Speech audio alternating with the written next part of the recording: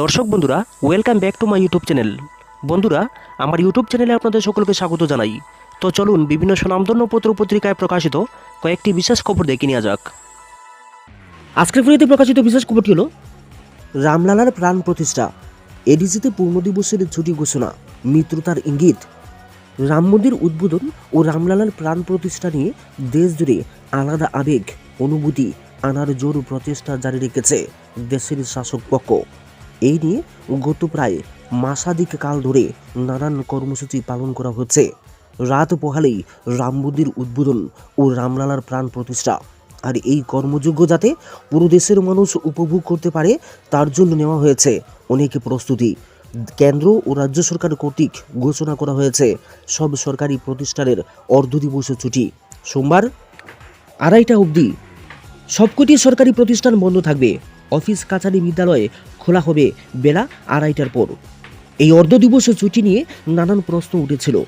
এবার রামলালার প্রাণ প্রতিষ্ঠা নিয়ে কেন্দ্র রাজ্য সরকারের সঙ্গে সঙ্গে আলাদাভাবে ছুটির ঘোষণা জারি করেছে ত্রিপুরা স্বশাসিত জেলা পরিষদ অর্থাৎ এডিসি প্রশাসন।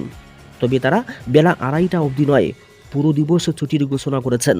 এই নিয়ে এডিসি প্রশাসনের সদর দপ্তর খুমুলুং থেকে 9F7-2 in bracket 15-1/ADC/GL/11 Roman 5-1/26-505-91 dated 20/01 বিজ্ঞপ্তি মূলে খুমুলুং এডিসি প্রশাসনে অতিরিক্ত মুখ্য কার্যনির্বাহী আধিকারিক অযোধ্যায় রামলালার প্রাণ প্রতিষ্ঠা উপলক্ষে ছুটি ঘোষণা করেছেন।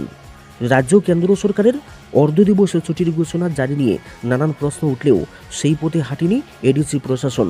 সোমবার এডিসির অধীনস্থ সব কয়টি দপ্তর পূর্ণদিবস ছুটি থাকবে।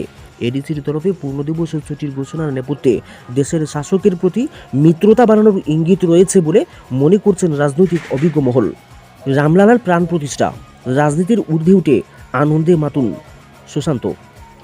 সোমবার উত্তরপ্রদেশের অযোধ্যায় রামলালার প্রাণ প্রতিষ্ঠাকে কেন্দ্র করে গোটা রাজ্য রামময়। প্রতিটি রাস্তার মোড়ে এবং দ্বিচক্র যান থেকে শুরু করে অন্যান্য যানবাহনগুলিতে পথ করে উঠছে রামের ছবি আঁকা পতাকা। গত কয়েকদিন যাবৎ মুখ্যমন্ত্রী থেকে শুরু করে মন্ত্রিসভার সকল সদস্য, বিধায়ক এবং জনপ্রতিনিধিরা রাজধানী সহ গোটা রাজ্যের ধর্মীয় প্রতিষ্ঠানগুলিতে স্বচ্ছতা অভিযান কর্মসূচি চালিয়ে মন্দির চত্বরকে যা চকচকে করে তুলেছেন। আবার কেউ কেউ রাম লক্ষ্মণ সীতা হনুমান সাজিয়ে র্যালি করে মানুষের বাড়ি বাড়ি গিয়ে প্রদীপ বিতরণ করা থেকে শুরু করে রামের ছবি আঁকা পতাকাও বিলিয়ে দিয়েছেন। কেন্দ্রীয় প্রতিমন্ত্রী প্রতিমা ভৌমিক থেকে শুরু করে সাংসদ রেবতী ত্রিপুরাও বিভিন্ন বাজার কিংবা ফুটপাতের দোকানিদের মধ্যে ওই পতাকা বিলি করেছেন। আবার কোথাও কোথাও মন্দিরগুলিতে হরিনাম সংকীর্তনেরও আয়োজন করা হয়েছে। মেয়র দীপক মজুমদারকেও দেখা গিয়েছে রাজধানীতে বিভিন্ন কর্মসূচিতে অংশ নিতে। শুধু তাই নয়, শনিবার এবং রবিবার রাজধানীর বিভিন্ন রাজপথে প্রভু রামচন্দ্রের বিভিন্ন গানে মুখরিত হয়ে উঠেছে। প্রভু রামচন্দ্রের ফেস্টুনে ছেয়ে গিয়েছে গোটা রাজধানী। এদিকে আজ মন্ত্রী সুশান্ত চৌধুরীও তার নিজ বিধানসভা কেন্দ্র মজলিশপুরে একটি বাইক র্যালি অনুষ্ঠিত করেছেন।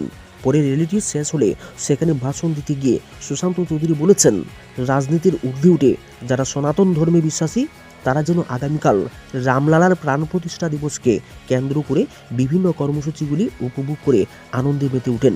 প্রসঙ্গ, রামলালার দর্শন, ফেব্রুয়ারিতে অযোধ্যা সফরে যাবে গোটা মন্ত্রিসভা।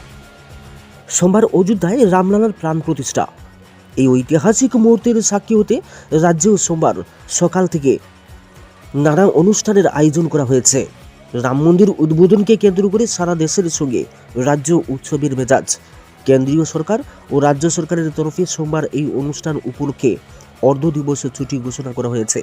সোমবার সকালে আগরতলার দুর্গাবাড়িতে হবে মহাযজ্ঞ, আর সেই মহাযজ্ঞে হোম নিবেদন করবেন মুখ্যমন্ত্রী ডক্টর মানিক সাহা। সারাদিন ধরে রামনাম জপ, রামায়ণ পাঠ আর অযোধ্যা থেকে রামলালার প্রাণ প্রতিষ্ঠার অনুষ্ঠান সরাসরি দেখানো হবে।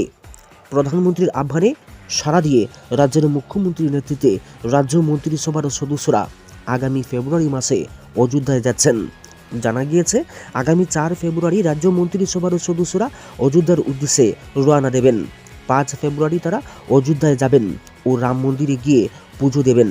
প্রধানমন্ত্রী নরেন্দ্র মোদীর আবেদন ছিল রাম মন্দিরে রামলালার প্রাণ প্রতিষ্ঠার দিনে অযোধ্যায় যাওয়ার কোনো প্রয়োজন নেই। ঘরে বসে বা মন্দিরে গিয়ে রাম নাম জপ ও অনুষ্ঠান দেখার আহ্বান জানিয়েছিলেন তিনি। তাই সোমবার রাজ্য থেকে বড় মাপের কোনো নেতৃত্ব অযোধ্যায় যাচ্ছেন না। বিভিন্ন মন্দিরে সকাল থেকে নানা ধর্মীয় আচার অনুষ্ঠানে ব্যস্ত থাকবেন তারা। তবে যতদূর জানা গিয়েছে রাজ্য থেকে করসেবক সহ প্রায় 8 শতাধিক রামভক্ত অযোধ্যায় ঐতিহাসিক মুহূর্তের সাক্ষী হতে গেছেন। রাজধানী সহ রাজ্যের বিভিন্ন জায়গায় রাম মন্দিরের পতাকা এবং রামের মূর্তি বিক্রি শুরু হয়েছে। অনেকে যানবাহনে জাতীয় পতাকার মতো রাম আঁকা পতাকা ঝুলিয়ে দিয়েছেন। স্বাধীনতার অমৃত মহোৎসব উপলক্ষে প্রধানমন্ত্রী ঘুরে ঘুরে 3 দিন ধরে জাতীয় পতাকা উত্তোলন করার আহ্বান জানিয়েছিলেন।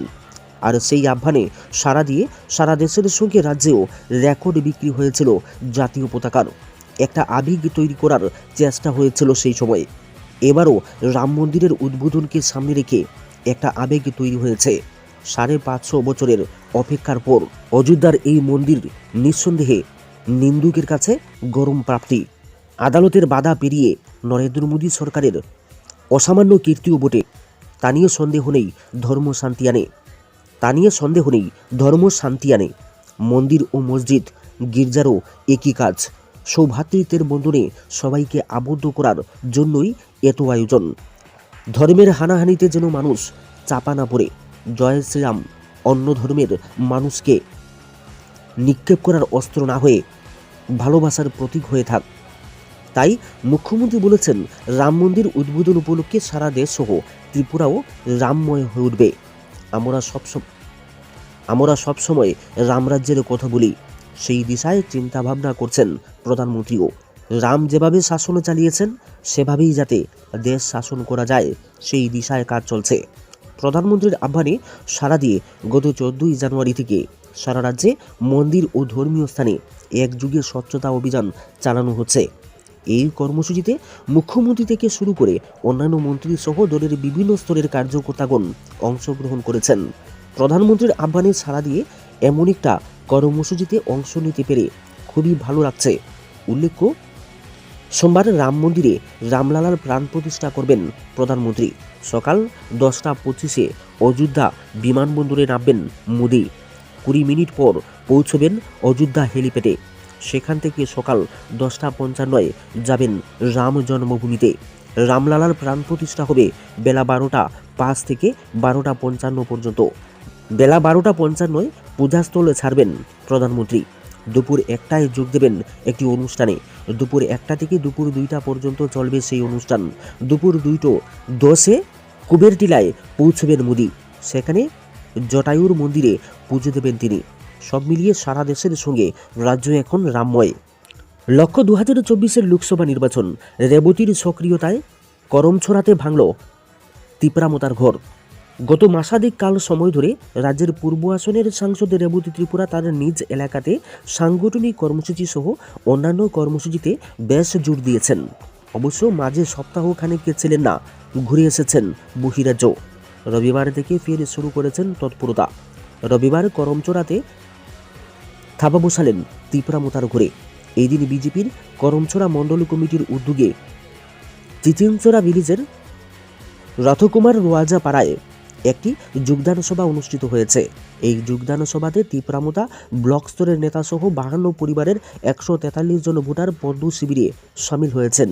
তাদের হাতে দলীয় পতাকা তুলে দিয়ে দলে বরণ করেছেন সাংসদ রেবতী ত্রিপুরা সহ বিজেপির প্রদেশ কমিটির অন্যতম সদস্য তথা সহসভাপতি পাতালকন্যা জমাতিয়া, এমডিসি সঞ্জয় দাস সহ অন্যান্য নেতৃত্ব। এই দিনের আয়োজিত যোগদান সভায় বক্তব্য রাখতে গিয়ে সাংসদ রেবতী ত্রিপুরা এডিসির ক্ষমতাসীন তিপ্রামতাকে তীব্র ভাষায় আক্রমণ করে বলেছেন, এডিসিতে ক্ষমতায় এসে তিপ্রামতা জনজাতিদের জন্য কিছুই করেনি। জনজাতিরা যে স্বপ্ন নিয়ে তিপ্রামতাকে সমর্থন করেছিল সেই স্বপ্ন ভেঙে যাওয়াতে এখন আর কেউ তিপ্রামতাতে থাকতে চাইছেন না। তিনি এদিন কেন্দ্র ও রাজ্য সরকারের বিভিন্ন প্রকল্পের বিষয়ে আলোচনা করেছেন। এছাড়াও সাংসদ রেবতী ত্রিপুরা এদিন আমবাসাতে আয়োজিত পূর্ণরাজ্য প্রতিষ্ঠা দিবস উপলক্ষে আয়োজিত কর্মসূচিতে ও রাম মন্দির উদ্বোধন ও রামলালার প্রাণ প্রতিষ্ঠাকে কেন্দ্র করে আমবাসা কলোনিতে আয়োজিত রামমেলাতে অংশ নিয়েছেন।